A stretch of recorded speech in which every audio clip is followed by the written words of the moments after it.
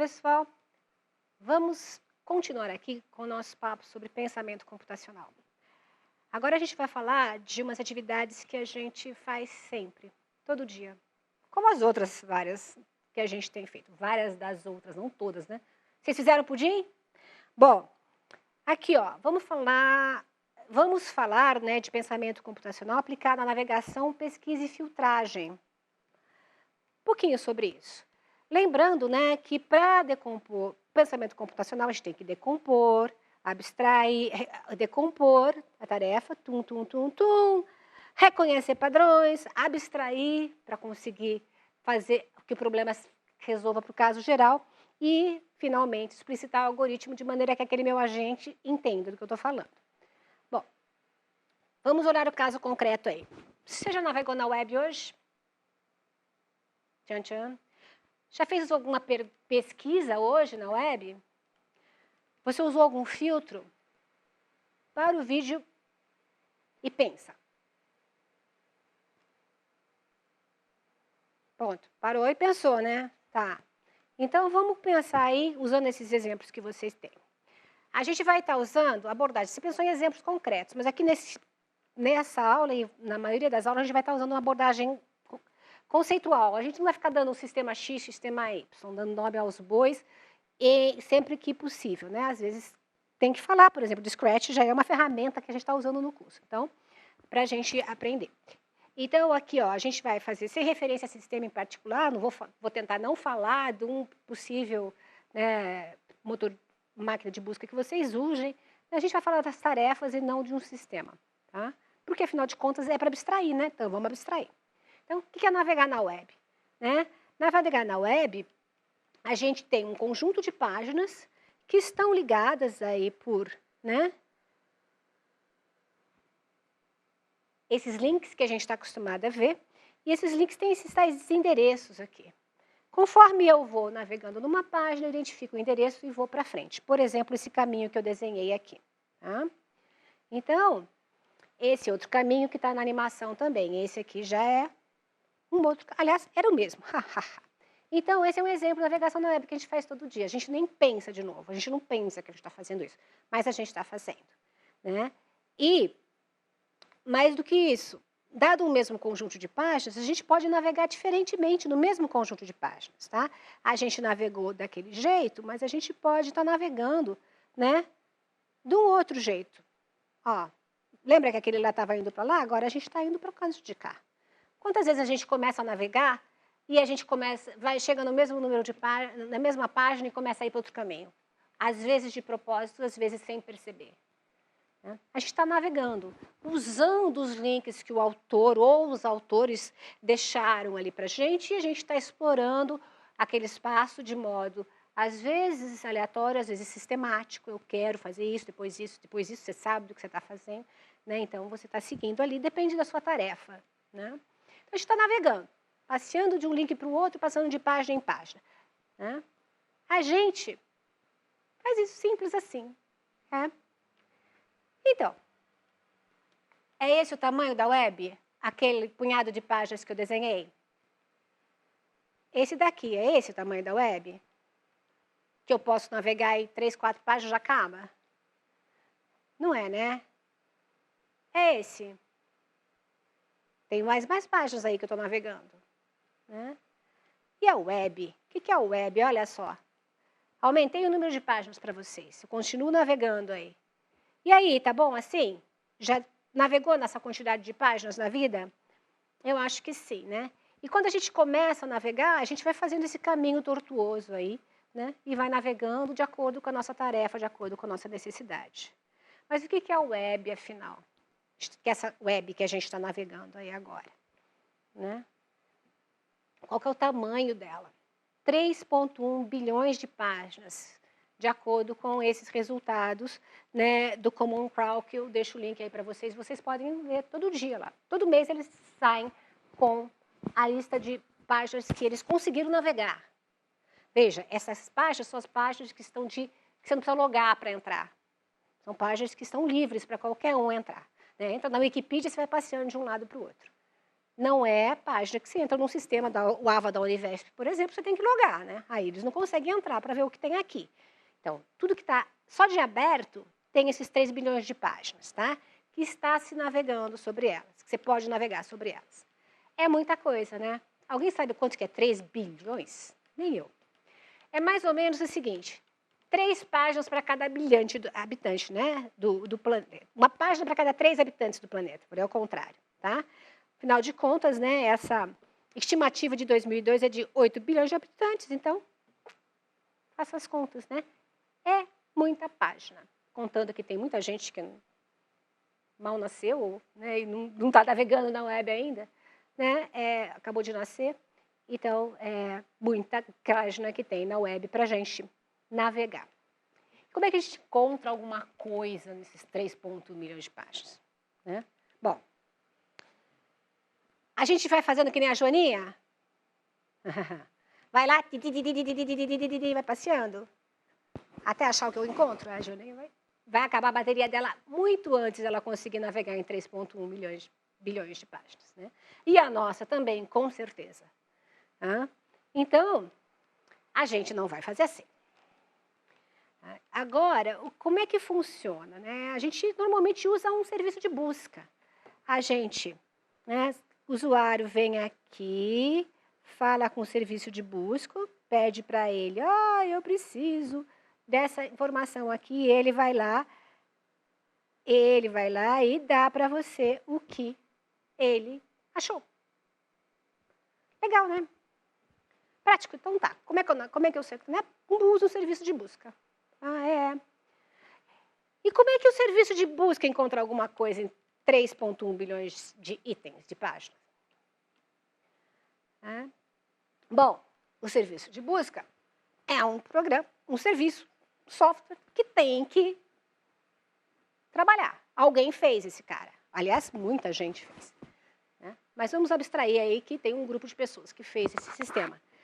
Eles quebraram o problema. Né? Lembra do famoso dividir o problema em problemas menores, né? Para conquistar a solução que a gente quer? Então, uma coisa que eles fazem primeiro é navegar na estrutura da web, descobrir o que tem lá. Né?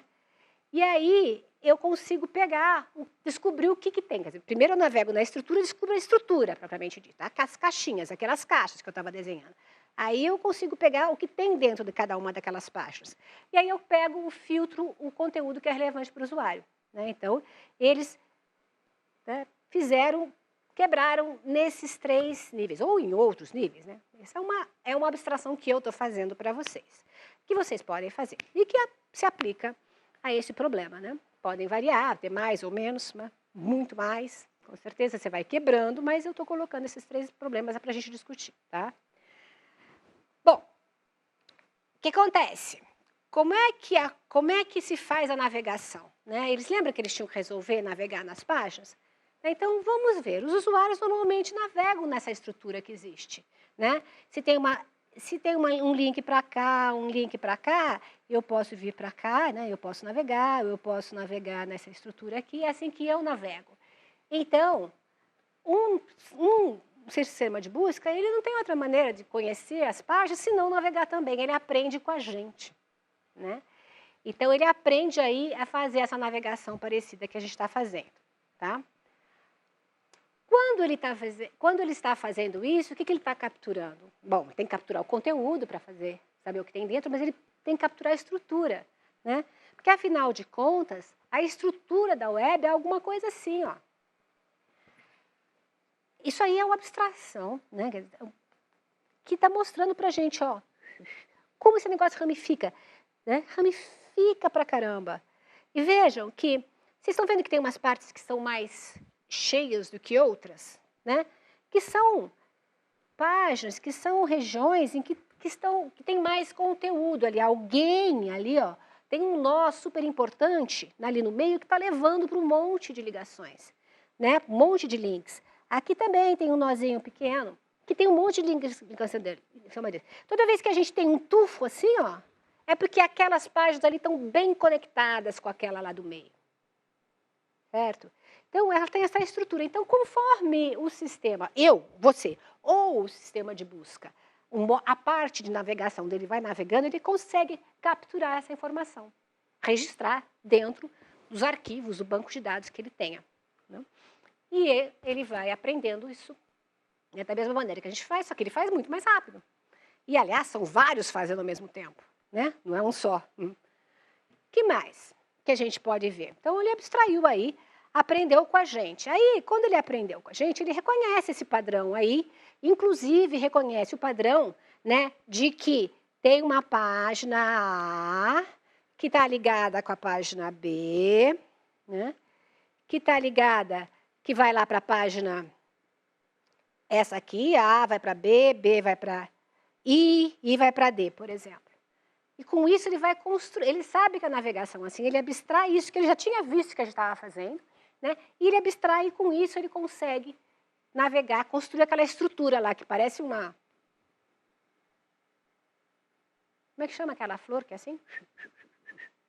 Esqueci o nome do negócio. Dente de leão, coisa parecida. Aquela florzinha que já sai voando tudo. Só que é bem mais complexo, né? É um dente de leão com esteroides. Então, ele consegue abstrair isso aí. Eu entro numa página, sigo o link. Tum, tum, tum. A diferença é que, como é que eu sei? Ele tem que conseguir todas as páginas. Nós, quando estamos navegando, a gente pega um link, escolhe um e vai. Escolhe outro e vai. Aí, depois, enquanto a gente volta. Ele não, ele tem que saber todos. Ele não faz assim só o que ele quer. Né? Ele tem a obrigação de fazer tudo. E aí, com isso, ele vai fazer o quê? Ele vai navegar naquelas 3,1 bilhões de páginas. E com isso ele consegue a estrutura, né, da web. E aí, como é que ele te dá isso pra gente? Bom, ele consegue fazer ele mesmo um sumário, né? Tipo assim, na apostila que vocês estão estudando, no material de texto lá, o texto que eu preparei para vocês, não tem lá um índice, né? Tal conteúdo, página tal, tal conteúdo, página tal, tal bonitinho? Então, o que acontece? Aquilo lá ajuda vocês a navegarem no documento. Então, o índice, o que o próprio serviço de busca pode fazer, né? Ele com certeza tem um índice desse, ele mesmo grava quem que está apontando para quem. Porque, inclusive, ele tem que saber quem é que está apontando para quem, sabe para quê? Vocês lembram que tem uns pontos lá na árvore que são mais cheinhos? Tem os tufos, tum, tum, tum. Aqueles pontos são, de repente, mais importantes. Na hora que ele tiver que te dar uma informação, ele provavelmente vai preferir dar uma informação do centro do tufo do que da ponta, porque provavelmente ela é mais relevante para você. Ele já está filtrando. Lembra aquela filtragem que eu falei? Ele já está filtrando ali para você. Então, ele tendo essa estrutura, ele consegue passear nas páginas e pegar o conteúdo delas também, quando faça necessário. Inclusive, ele vai reconhecer quando alguma coisa mudou, porque se ele fez aquele passeio hoje, ele vai fazer de novo na semana que vem, para coletar informação, e ele vê se alguma coisa mudou, certo? Por exemplo, usando essa estrutura aqui. Outra maneira que ele pode, outras informações que ele pode capturar para ajudar a gente, lembra que a gente está resolvendo aquele problema daquele usuário que chega lá no serviço de busca e pede lá, me ajuda com isso? Tá? Se lembra de índice remissivo? Tá? Um é a estrutura que a gente viu, né? E o outro é o índice remissivo. Lembra aquele índice remissivo? Sabe o que é isso? Lembra aqueles livros lá? Pega lá. Esse eu não coloquei, esse índice eu não fiz para vocês lá no material. Para o futuro eu faço. Esse índice aqui, que é aquele índice em que a gente chega lá no final do livro e vê a palavra tal está nesse conjunto de páginas aqui. Né? Ou então que a palavra tal está nesse conjunto de páginas aqui. Tá? É assim, não é que a gente faz? Então, quando o sujeito pede Univesp, a Univesp está aqui, ó, naquele conjunto de páginas. A aba da Univesp, está ali naquele conjunto de páginas. Ele tem esse índice, ele guarda esse índice, porque ele não vai ficar navegando na web a cada pergunta, né? Não tem jeito. Então, ele guarda um índice parecido com esse. Para quê? Para saber quais são as palavras que você eventualmente vai procurar, e aí ele sabe quem é que está usando aquela página. Quem é que tem aquele conteúdo naquela página para mostrar para a gente. Tá? Então, são duas estruturas que a gente já sabe, já usa há muito tempo. Dá uma olhadinha de quando que é esse livro aqui, ó, que eu cacei para vocês. 1655. E as pessoas já tinham livro, já tinha impresso, até lembra? Já tinha livro impresso e tinha alguém colocando índice remissivo no livro. Né? Então, é alguma coisa que, com certeza, a gente sabe que é útil. Quem aqui nunca usou um índice remissivo? Né? A gente sabe que quando a gente quer para uma informação, a gente pega aqui a palavra-chave e vai. Palavra-chave é, bom, qualquer palavra, a gente pode escrever qualquer palavra, mas ela tem que ser relevante, né? Filtrar. Mas a gente vai conversar mais sobre isso ainda, tá? Mas tem esses dois conceitos, né? O índice tradicional, o sumário, né? Que repete, que reflete, que explica para a gente a estrutura, e tem esse índice aí, que é o índice remissivo, que dado uma palavra, ele mostra, ele sabe onde está, naquele 3,1 bilhões de páginas. Né? Bom, continuando então. A gente sabe que, então, com esses índices, a gente não precisa ficar rolando que nem a joaninha, né? Que nem uma joaninha tonta, né? Ficar lá passeando. Agora, como é que eu faço para conseguir isso? Como é que eu construo isso? Não, a gente já viu, a gente já falou, né? Vamos só retomar, né? Que como é que o